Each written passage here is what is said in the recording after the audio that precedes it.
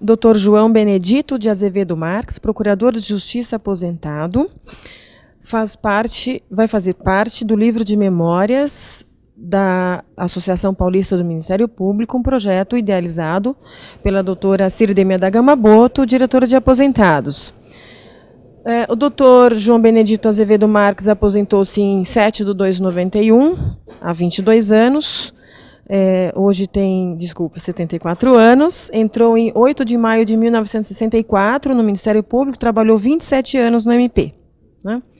Doutor, como é um livro de memórias, eu gostaria que o senhor falasse como era o MP quando o senhor entrou. Eu só quero corrigir a data da entrada. Tá certo, aí eu já entrei como promotor substituto. É que naquela época nós tínhamos o cargo de promotor interino, no concurso anterior, e nós tínhamos também o cargo, que foi o meu primeiro contato com o Ministério Público, de estagiário. Eu fui estagiário do Ministério Público. Então eu tomei contato pela primeira vez com o Ministério Público, não foi em 64, foi em junho de 1960, quando eu ingressei como estagiário do Ministério Público na terceira vara criminal com o Dr. Luciano Marques Leite.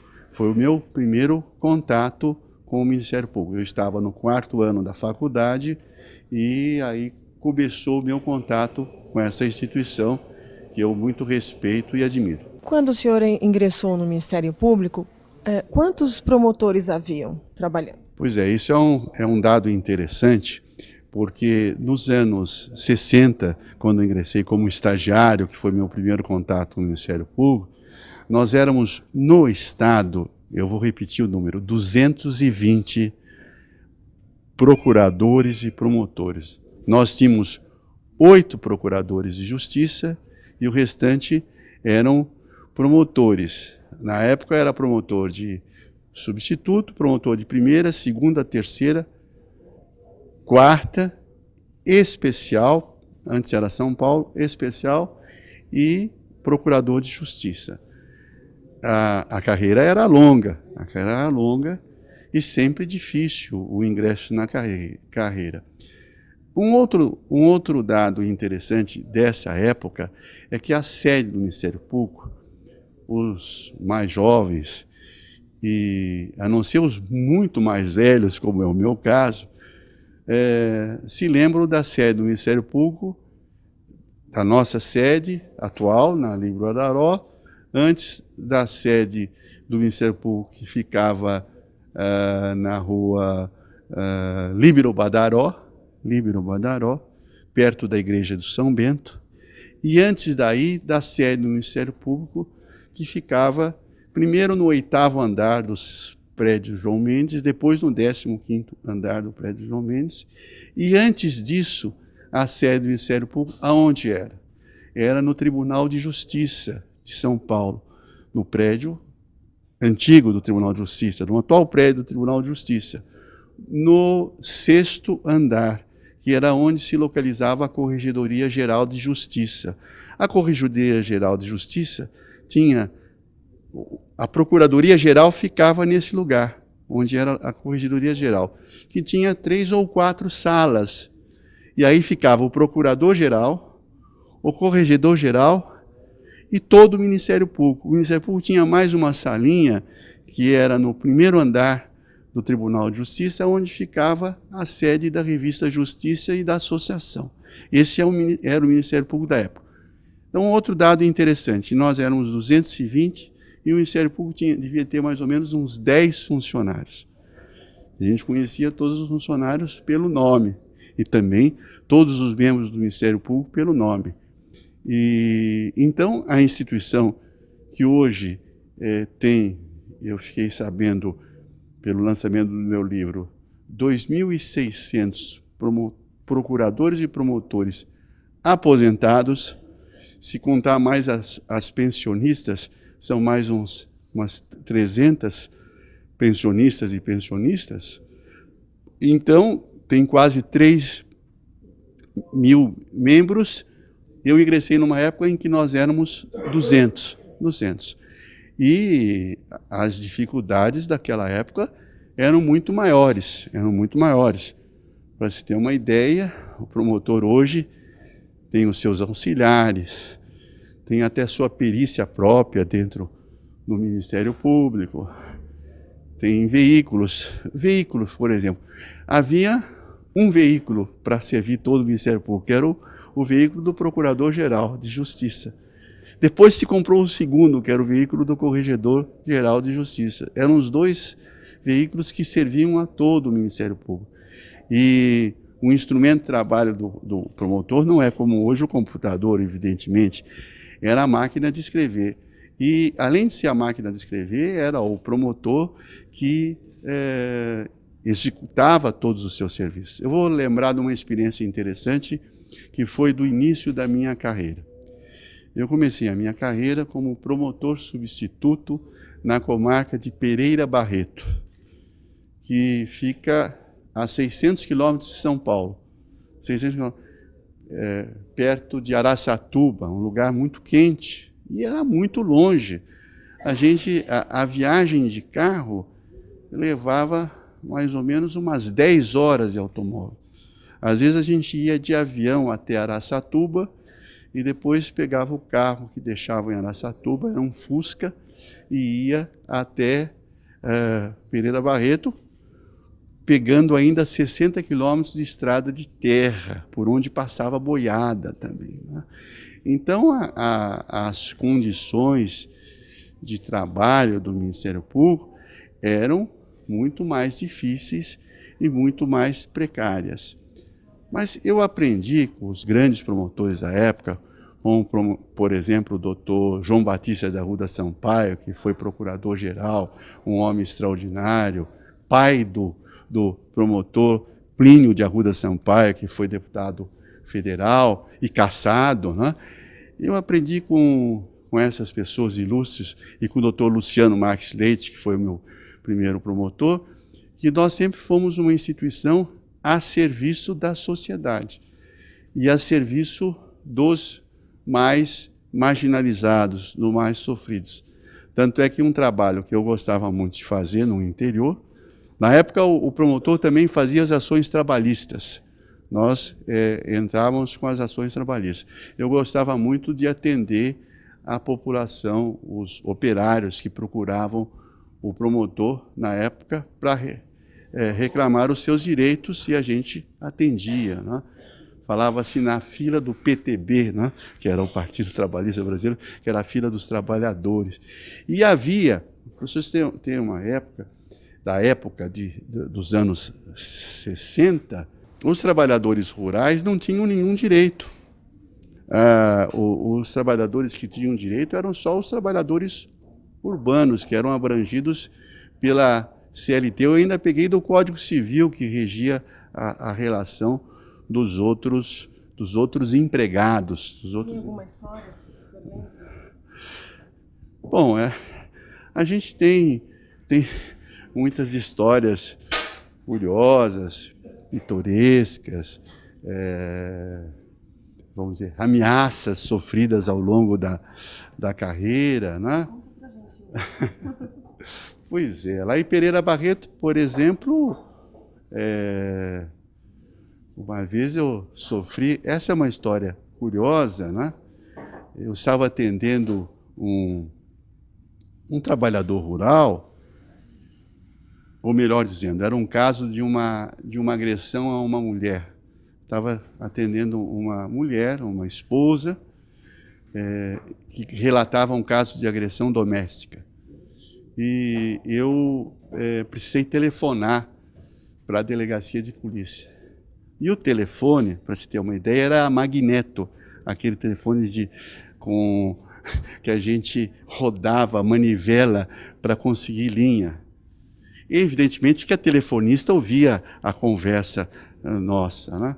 Então eu estava telefonando para conversar com o delegado de polícia, que eu queria relatar ao delegado o que estava acontecendo e que eu ia encaminhar uma senhora para ser atendida. Mas por azar, e aí que a coisa é interessante, a pessoa do outro lado da linha foi estranhamente muito mal educada. Respondeu grosseiramente, que não tinha que dar satisfação. E eu, do lado de cá, promotor substituto, interino, recém-formado, preocupado, e eu disse assim para ele no telefone, disse, mas eu estou me considerando desacatado. E daí a pessoa respondeu na delegacia, considere-se desacatado. E eu fiquei, um desacato pelo telefone, vocês nunca tiveram notícia de um desacato pelo telefone. Eu fiquei, como se diz, uma saia justa. O que eu vou fazer? Se eu não tomasse uma providência naquele episódio, eu estaria desmoralizado na comarca de Pereira Barreto. Daí eu falei, e o oficial de justiça estava ouvindo a minha conversa. Então daí eu falei pelo telefone com a pessoa que eu não sabia quem era, que estava na delegacia de polícia e que estava me desacatando pelo telefone. Eu disse assim, eu estou me considerando desacatado. Daí o funcionário disse assim, considere-se. Daí eu disse assim, eu vou aí prendê-lo. Daí ele disse, venha me prender. Eu fiquei sozinho lá no sertão, a 600 quilômetros de São Paulo, mas eu entrei no carro, peguei o oficial de justiça e fomos para a delegacia para prender o funcionário. Mas daí que eu soube, que aí o promotor precisa ter sempre muito bom senso, o funcionário já não estava lá, já tinha ido embora, que era um funcionário do trânsito, da circunscrição de trânsito, que estava trabalhando embriagado. E ele teve aquela toda conversa comigo embriagado. Então, eu disse, eu não quero saber, eu quero que chame a pessoa e vai buscar na casa dele. Ele era casado com uma professora. Aí eu chamei a pessoa e foi instaurado um inquérito policial. Eu disse, o senhor não pode fazer, mas eu não sabia que o senhor era o promotor. Mas então, o senhor não precisa ser o promotor, qualquer pessoa o senhor precisa tratar bem. Só que a minha conversa tinha sido toda ouvida pela telefonista, porque era a época de telefone de magneto. Então essa é uma história fantástica e real da carreira. Depois os episódios que quando eu trabalhei no Esquadrão da Morte com o Dr. Nelson Fonseca e com o Dr. Hélio Bicudo. Também foi uma experiência muito rica.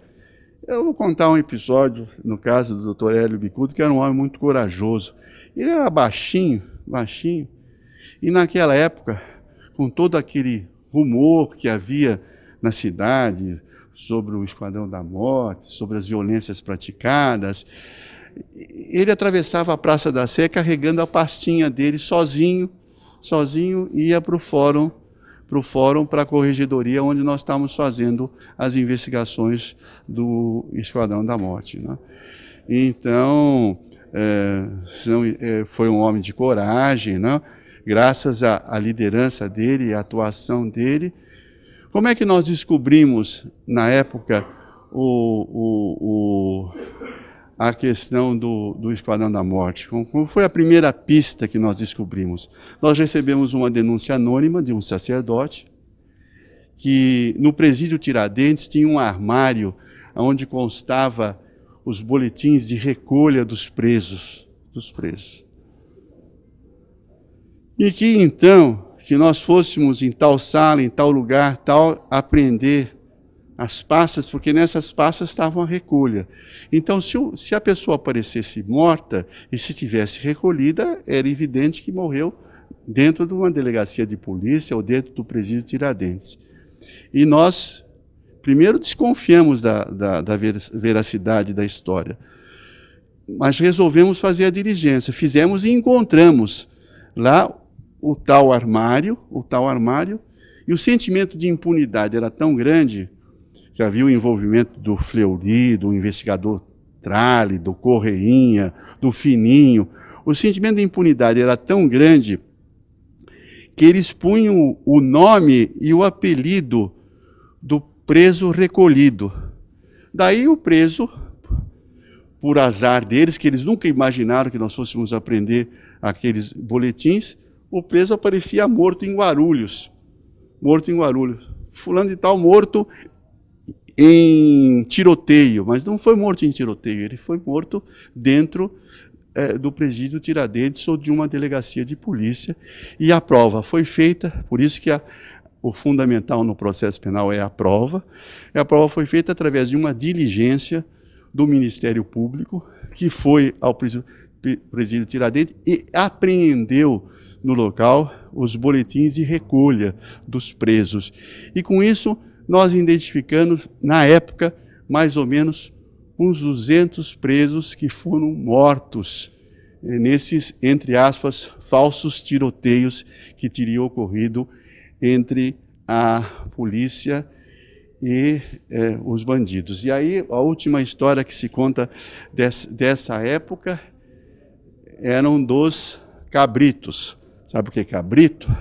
Pois é, cabrito, naquela época, eram as armas que a polícia, os maus policiais, colocavam na mão dos bandidos, para dizer que houve resistência.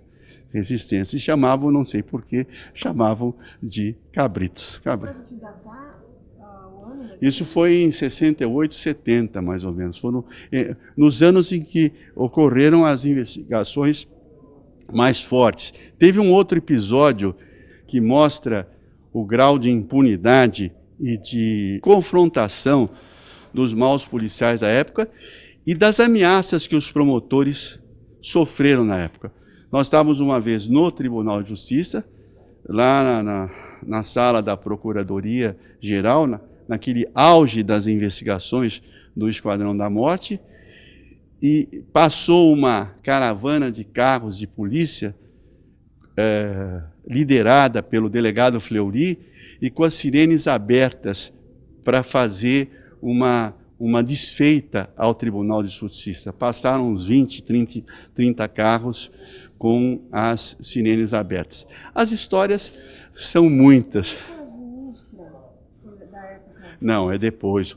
O Ustra já é da época da ditadura, do regime militar, né?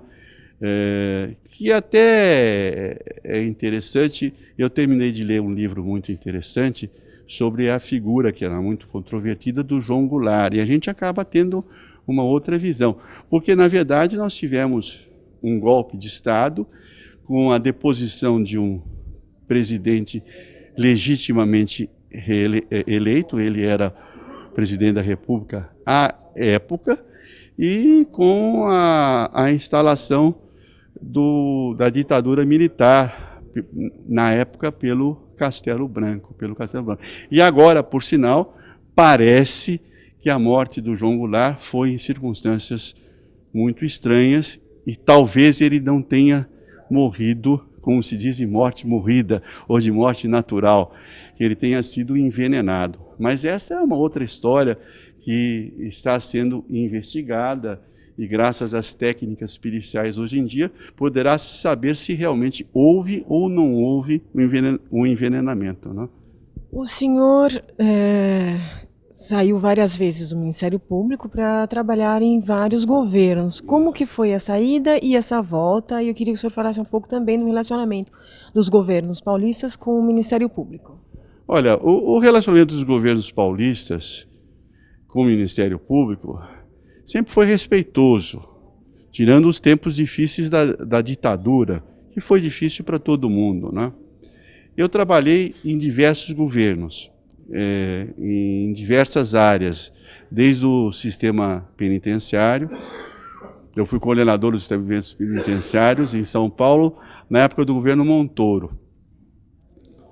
Depois eu voltei a trabalhar no governo Mário Covas, isso em São Paulo, e no governo Alckmin. E depois eu voltei a trabalhar, eu trabalhei também no governo federal, com o presidente Fernando Henrique, porque eu trabalhei várias vezes numa assessoria, como assessor no Ministério da Justiça. Fui 2 vezes presidente do Conselho Nacional de Política Criminal e Penitenciária, do Ministério da Justiça. Isso me deu uma experiência muito grande, que eu passei a conhecer o Brasil e os problemas do Brasil. No Ministério da Justiça, especificamente no Conselho, de política criminal e penitenciária, eu pude conhecer o Brasil inteiro e conhecer o sistema prisional do Brasil inteiro, o sistema de justiça do Brasil inteiro, ou de quase todos os estados. Eu conheci o sistema de justiça, o sistema penitenciário, a polícia, quase de todo o Brasil. Eu tive contato com problemas do Brasil inteiro. E aí, a gente, quando trabalha no Poder Executivo, a gente vê o outro lado da história. Porque muitas vezes você quer fazer, mas não consegue fazer. Porque não tem verba, porque não tem recurso, porque as verbas são congeladas. Por exemplo, na área de segurança pública, vou contar um caso simples. Na área de segurança pública, acho que nem os meus colegas sabem, mas o orçamento da Secretaria de Segurança de São Paulo, e de São Paulo, Rio de Janeiro, Paraná, Rio Grande do Sul, ele é maior que o orçamento da Secretaria Nacional de Segurança Pública, que deve atender todo o país. O de São Paulo é maior, o do Rio de Janeiro é maior, o do Paraná é maior. Então há distorções muito grandes. Mas, voltando, eu tive uma experiência muito grande, porque eu conheci desde de sistema penitenciário e judiciário do Acre, de Rondônia, de Roraima, do Amapá, até dos estados mais desenvolvidos, e as realidades são muito díspares, são muito díspares. Por isso que a gente precisa ter uma visão nacional para compreender certos problemas e a dificuldade que o Estado tem até para resolver esses problemas. Mas uma coisa é certa, né? Teve um procurador-geral, o Dr. Mário de Moura Albuquerque, que dizia o seguinte, que ele havia casado com o Ministério Público. O Ministério Público era a segunda esposa dele, né? Então eu sempre tive uma identificação, e tudo que eu sou e que eu fui, eu devo ao Ministério Público. Foi a minha experiência do Ministério Público que me habilitou para exercer cargos no governo do Estado e no governo federal. E depois, aquilo que você já me perguntou, quando começou a se aproximar o tempo da aposentadoria, eu senti menos aposentadoria porque logo que eu me aposentei, eu fui convidado pela Ordem dos Advogados para ser presidente da Comissão de Direitos Humanos da Ordem. Logo em seguida, daí houve a tragédia do Carandiru, e eu participei e escrevi um livro sobre a tragédia do Carandiru. E então eu nunca parei de trabalhar, né? Eu sempre trabalhei na administração pública, na assessoria, e quando a gente vai ficando mais velho, você começa a virar conselheiro, você vira conselheiro de diversas entidades e instituições. Mas devo tudo isso à grande experiência que eu tive no Ministério Público. E aí, vejo também, eu falei do crescimento do Ministério Público, da Procuradoria-Geral, e a associação. A associação começou com uma salinha, nós éramos 220 promotores no estado de São Paulo, 8 procuradores, o resto promotores, e havia uma sala com uma funcionária, que era a associação do Ministério Público, né? Bom, no nosso tempo de promotor de justiça, junto com outros promotores ilustres, eu vou citar um nome porque ele é muito conhecido no Ministério Público, e o Dr. Antônio Visconti, né? O Dr. Antônio Visconti, o Júlio César Ribas, o Dr. Camargo Aranha, que eu estou vendo aqui, do outro lado da mesa, mas o Dr. Antônio Visconti, junto com o Dr. Ribas e junto com o Clóvis Uzeda, junto com os promotores da época, nós éramos muito inconformados, vamos dizer, com as injustiças, situação do regime militar, com as deficiências do Ministério Público. Então criou-se, acho que foi nos anos 70, eu não tenho bem certeza, a doutora Sirdênia deve saber melhor do que eu, mas acho que nos anos 70, mais ou menos, depois de 65, seguramente, se criou o grupo de estudos. O primeiro grupo de estudos foi da capital. O doutor Carlito Siqueira até teve importância na criação desse grupo. O que visava o grupo de estudo? Não era atividade político-partidária ou político-institucional, mas os grupos de estudos foi um movimento extremamente importante dentro do Ministério Público. Que os grupos de estudo precederam os seminários. Surgiram, em decorrência dos grupos de estudos, surgiram os primeiros seminários. E dependeu muito da visão do presidente da associação da época, que a associação sempre apoiou esses movimentos. Algumas diretorias mais, outras menos, mas sempre apoiaram. Agora, os grupos de estudos, eles visavam refletir sobre os grandes problemas da justiça e do Ministério Público. Foi um instrumento de renovação. E nos grupos de estudos surgiram grandes futuras lideranças. Por exemplo, falei do Dr. Carlito Siqueira, que virou presidente da Associação Paulista do Ministério Público. O Dr. Camargo Aranha, hoje, que é da diretoria dos aposentados, que foi meu colega do júri, que foi também uma passagem muito gostosa que nós tivemos no Tribunal do Júri de São Paulo, no primeiro tribunal, que é o tribunal mais antigo do Brasil. No Tribunal do Júri. Pois é, o Tribunal do Júri, no prédio do Tribunal de Justiça, no Salão do Júri, que é um salão muito bonito, porque o Ministério Público sempre destacou muito, principalmente na área criminal. E dentro da área criminal, diziam os promotores do júri, muito vaidosos, diziam que era a vitrine do Ministério Público. Por que era a vitrine? Porque casos de grande repercussão, na época São Paulo era uma cidade muitíssimo menor, e o grande acontecimento eram as sessões do Tribunal do Júri. Os estudantes de direito, os estudantes em geral, o povo em geral, participava das sessões do Tribunal do Júri. Quando São Paulo tinha 200, 300 mil habitantes, 400 mil habitantes, e mesmo no meu tempo, São Paulo já tinha mais de 2 milhões de habitantes, as pessoas tinham interesse no Tribunal do Júri. E ainda hoje, os casos de grande repercussão, veja, por exemplo, o caso dessa menina agora, desse menino que talvez seja suspeito de ter matado os pais, ou daquela menina Isabela Nardoni, são casos que mexem com a opinião pública e que acaba terminando no júri. Os júris do Esquadrão da Morte, a proteção que se tinha que dar para os promotores. Os promotores andavam com escolta, na época, com escolta da polícia militar. Não é?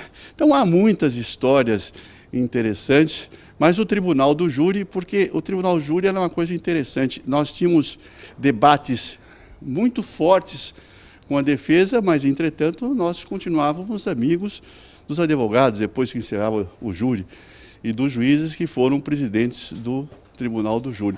O Tribunal do Júri foi um momento importante da minha carreira e seguramente um momento importante do Ministério Público, porque grandes debates e grandes julgamentos ocorreram no Tribunal do Júri de São Paulo.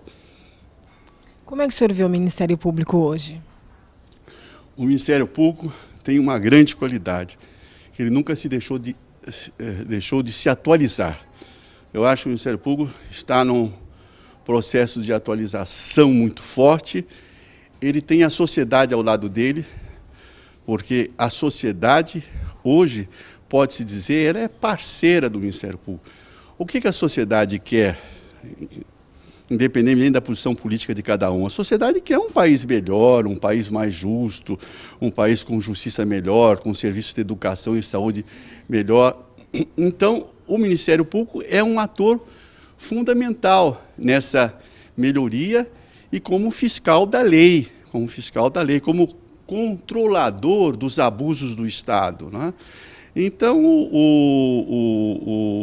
o papel do Ministério Público, hoje, é um papel extremamente respeitado. Agora, nós conquistamos esse respeito, porque as garantias que nós tínhamos hoje, nós não tínhamos.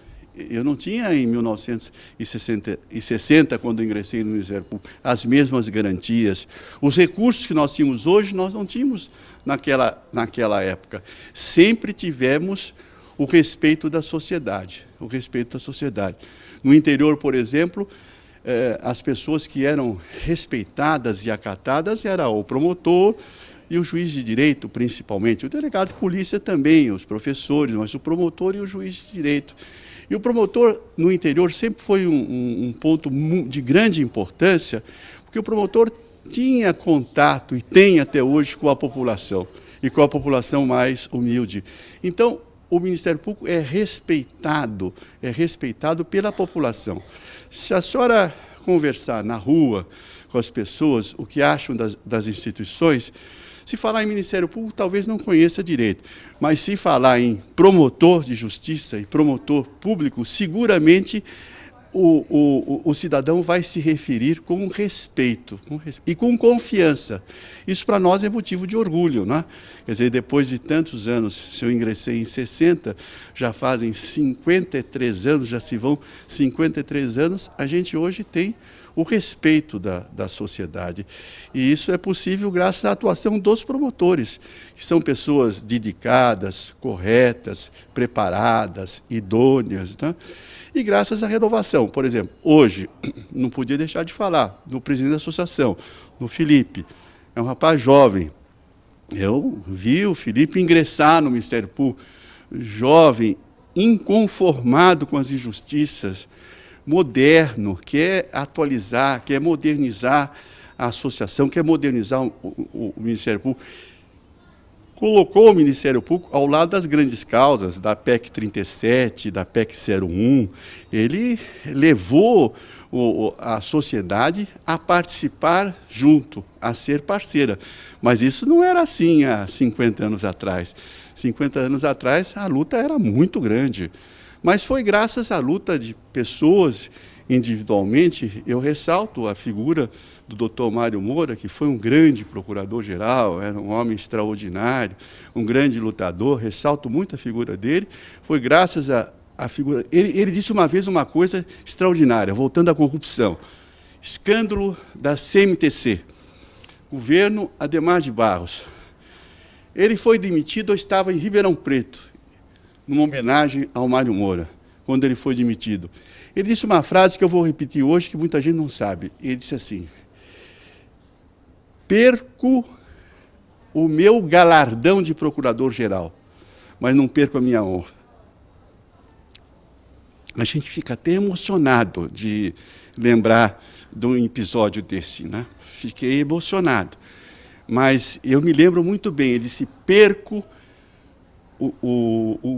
o título de procurador-geral, mas não perco a honra, não transijo. Então, ele deixou um exemplo, por isso que eu falei, nós tivemos outros grandes procuradores-gerais, não foi só o Mário Moura, né? Mas o Mário Moura foi um exemplo nesse sentido de dignificar a carreira, e que me deixou hoje emocionado mais uma vez, né? Falando no Ministério Público e falando desses tempos difíceis. Ele não tinha apego ao cargo, ele preferiu perder o cargo, mas não perder a dignidade de procurador-geral, né?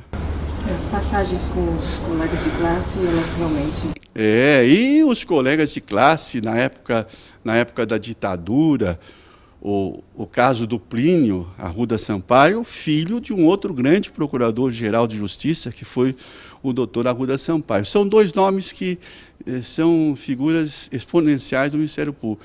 Doutor João Batista de Arruda Sampaio, que era carinhosamente, como aqui é um livro de memórias, tinha um apelido de João Faca, porque ele era muito bravo. Ele era muito bravo, mas um homem muito correto. Mas o filho do doutor João Batista de Arruda Sampaio, o doutor Plínio de Arruda Sampaio, né, que foi um deputado caçado pelas suas ideias, um homem corretíssimo. Foi o Plínio, no governo Carvalho Pinto, como chefe da Casa Civil, que fez o primeiro planejamento de Estado aqui no Estado de São Paulo, no governo Carvalho Pinto, em 1958, mais ou menos, por aí. Foi o Plínio, um promotor de justiça. E os promotores de justiça que sofreram perseguição durante o regime militar e que foram aposentados.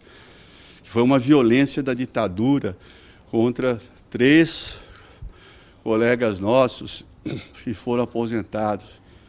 É um episódio curioso que eu vou deixar aí para a doutora Sirdene, em Pompeia. O promotor, meu Deus do céu, me esqueço o nome da época, mas no dia 1º de abril de 64, ele hasteou a bandeira do Brasil a meio pau em Pompeia, depois do golpe de 64. E quase foi preso, se não fosse a interferência do juiz. E um outro procurador-geral extraordinário, que eu preciso fazer justiça a ele também. Um homem seríssimo, como todos os procuradores gerais, como o atual doutor Márcio, comprometido com a atualização do Ministério Público, mas eu estou me lembrando aqui da ditadura e do doutor Werner Rodrigues Nogueira. A época da perseguição e da cassação de mandatos, o doutor Werner, uma vez, mandou um recado para o governador. Olha, antes de vocês prenderem qualquer promotor em São Paulo, vocês venham me prender. Era um homem de grande... E mais ainda, ele era um homem de formação muito austero, mas de formação mais conservadora. Mas, independentemente disso, ele mandou um recado para o governador. Não me recordo se era o Abreu Sodré, não é? Olha, venham me prender.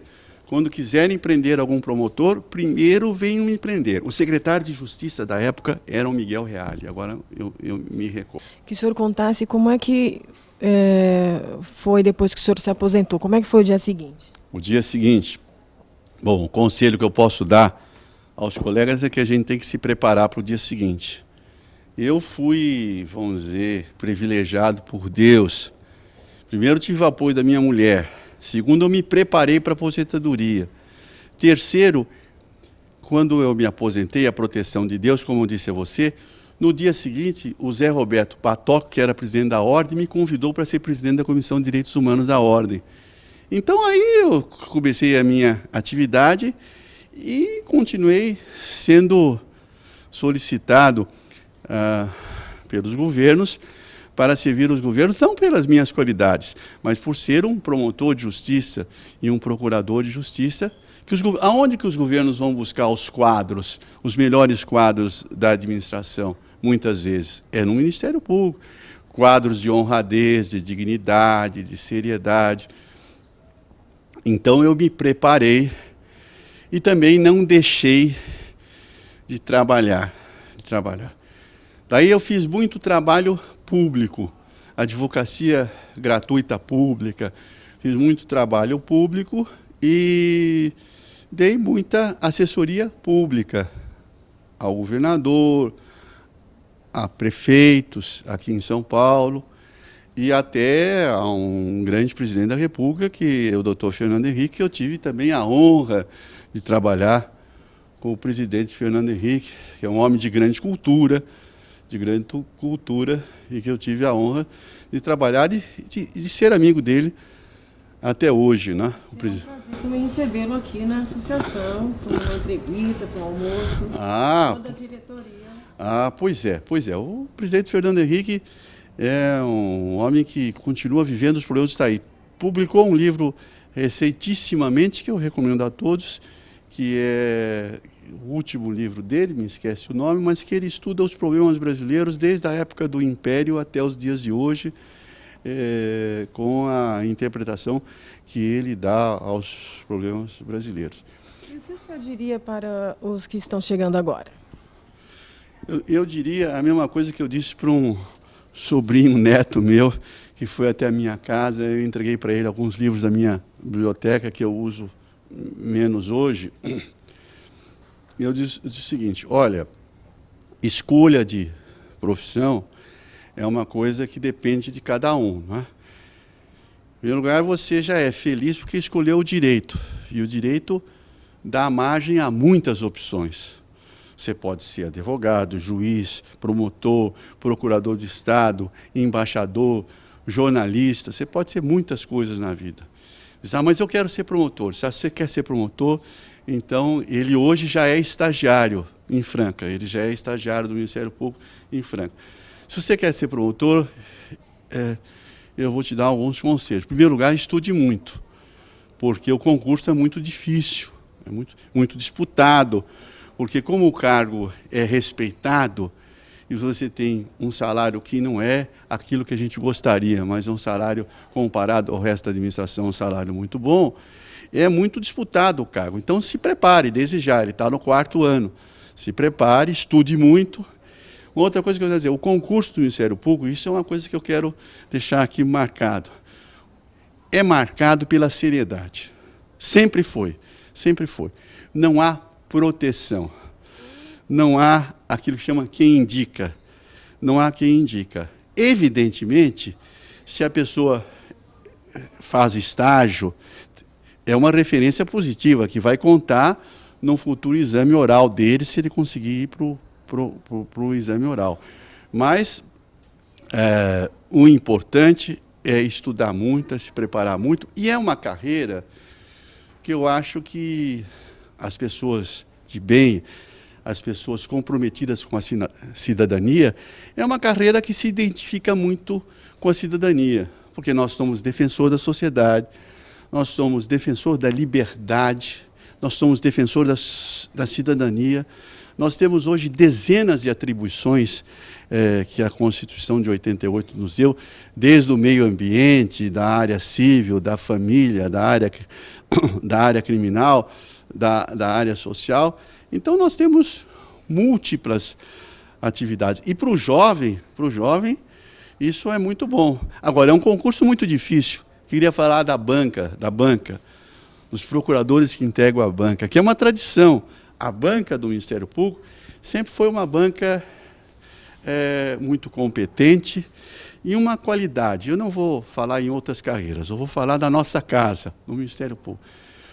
Regra geral, os examinadores, eles deixam os candidatos à vontade. Porque o exame, eu me lembro quando eu fui fazer exame, você vai lá muito nervoso, você vai lá muito preocupado, não é? Se você encontra 4 feras te examinando, você desaba. E os examinadores brincam, conversam antes, se o candidato é tímido, não é? Eu estava olhando para a Sirdênia, a gente tem muita história para contar. Não da Sirdênia propriamente dita, do marido dela, que é o meu amigo Pellegrini.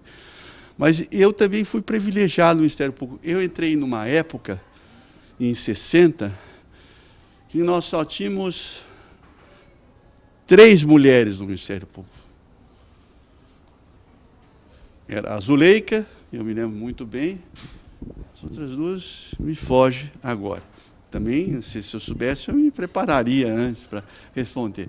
Mas o que eu quero dizer é o seguinte, das qualidades do Ministério Público. O Ministério Público, ao contrário da magistratura, que demorou muito mais tempo para abrir as portas para as mulheres, o Ministério Público nunca teve esse preconceito. Tanto é, a Zuleika já vai fazer 101 anos. Há 80 anos atrás, já tinha uma promotora, que era a doutora Zuleika, que na época era uma carreira reservada aos homens. Então o Ministério Público não tem esse preconceito com relação às mulheres. Hoje, inclusive, as mulheres no Ministério Público, eu acho que já estão atingindo aí os 25%, 30% do total do quadro do Ministério Público. E são excelentes profissionais. São excelentes profissionais. E as mulheres têm uma vantagem sobre o homem. Tem uma grande vantagem, porque elas têm o feeling. O homem não tem o feeling que a mulher tem, porque as mulheres são mães, foram mães. Então, as mulheres são diferenciadas. Então, as mulheres são todas iluminadas. E temos grandes promotoras que escreveram a história, inclusive da época do Esquadrão da Morte. Estava me lembrando de uma colega nossa que foi ameaçada, minha amiga, Maria Cláudia Souza Foz, pelo delegado Fleury em Barueri. Ela foi ameaçada de morte, precisou ter proteção à época. Então, as mulheres sempre honraram o Ministério Público. E o Ministério Público abriu o caminho para as mulheres, que depois do tribunal, hoje, o tribunal já tem um grande número de juízas, de desembargadoras. Mas quem foi pioneiro na área não foi o tribunal, foi o Ministério Público de São Paulo, através da doutora Zuleika Sucupira Kenworth, a primeira curadora de menores do Brasil. Uma mulher extraordinária e tem muita história para contar na área dos infratores. Doutor João, muito obrigada pela entrevista. Imagina, eu que agradeço, porque recordar é viver. Né? A sua presença, de ter se disposto a contar a sua vida profissional para nós, uma figura exponencial do Ministério Público e que só poderá servir de exemplo a todos os colegas que estão hoje no Ministério Público e os que hão de chegar. Muito obrigada. Olha, eu que agradeço, foi uma satisfação muito grande poder privar mais da sua companhia e depois de uma circunstância muito especial, que é o marido dela, que é um grande amigo meu, que é o doutor Luiz, grande promotor de justiça, promotor também do júri. Eu que agradeço essa oportunidade de recordar os bons tempos. Como dizia o Camargo Aranha, quando ele fazia júri, os júris do Camargo Aranha tinha muitas moças que iam assistir, disse, recordar é viver, não é? E hoje nós recordamos um pouco o nosso passado, não é? E a felicidade da gente ter participado dessa instituição como o Ministério Público.